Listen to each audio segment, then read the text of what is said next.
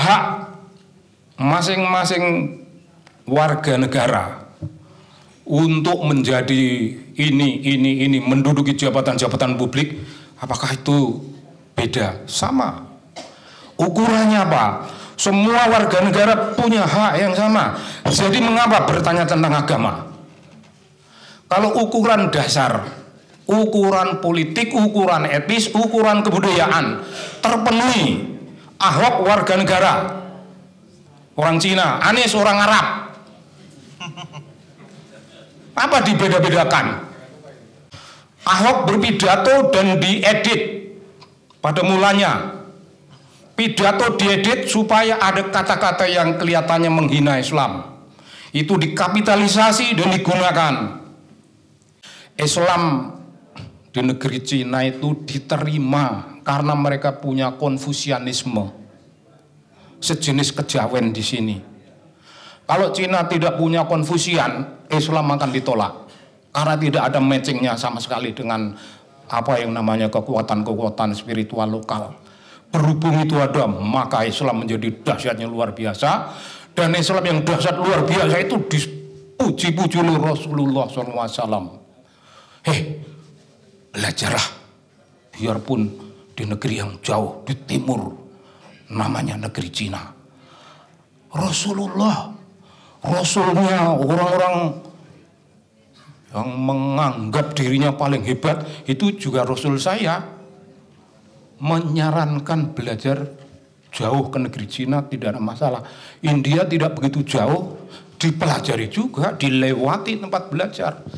Rasulullah ketika berbicara tentang kebudayaan, ini tentang ilmu itu unsur kebudayaan, tidak dibedakan.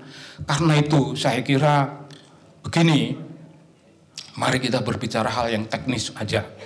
Hal yang teknis itu pertama menjadi pertanyaan. Haruskah kita membedakan kedudukan warga negara kita? Kalau seseorang sudah warga negara dan boleh punya hak, tapi juga memanggul kewajiban untuk ini dan itu sama dengan yang lain, janganlah diganggu gugat. Jadi siapapun yang diganggu gugat kedudukannya sebagai warga negara, tidak boleh ada orang yang diam. Ketika satu etnis digugat, etnis lainnya membela.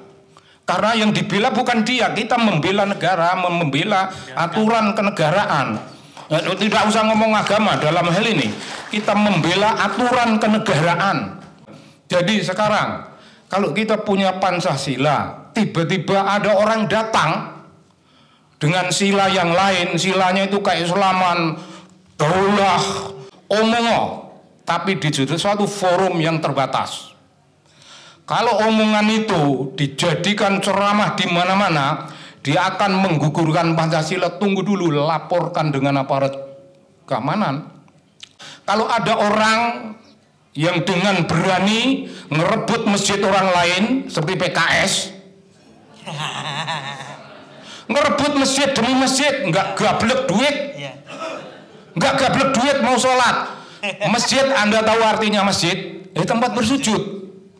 Bentangkanlah jaket ini masjid dan hilang, pergi tinggalkan itu. Tidak pernah perlu pemilihan. Lu masjid itu rumah Tuhan kok dimiliki. Itu kan udah begini cara berpikirnya. Rumah Tuhan ya rumah Tuhan. Kalau kita datang, kita itu assalamualaikum, agak mendak-mendak sedikit, cuman kita mau ingin sholat. Ini tempat suci. Tidak ada pemiliknya. Tidak ada pemiliknya. Mulai detik ini saya kira penataan cara hidup beragama dan berkebudayaan diatur. Kalau kemudian ada sekolahan mengajarkan salam hanya wajib bagi sesama muslim, jangan kasih salam kepada orang lain. Apa kau kira surga itu sempit? Surga ini seluas 5 bumi, 6 bumi, 7 bumi, luas. Jadi kalau nanti banyak orang yang masuk surga, jangan cemas. Di sana tidak ada kapling 500, adanya kapling 5.000 paling kecil. Dan itu boleh dimiliki.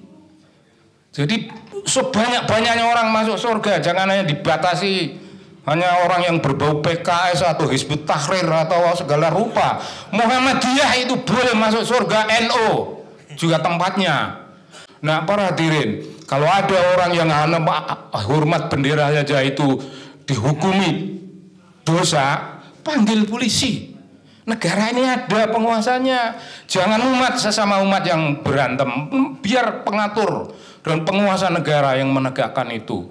Jadi dalam urusan umat sesama umat, jangan menyatakan kehendak untuk bertindak, jangan menyatakan suatu keinginan untuk mengambil tindakan ini dan itu, ya karena itu bukan hak kita.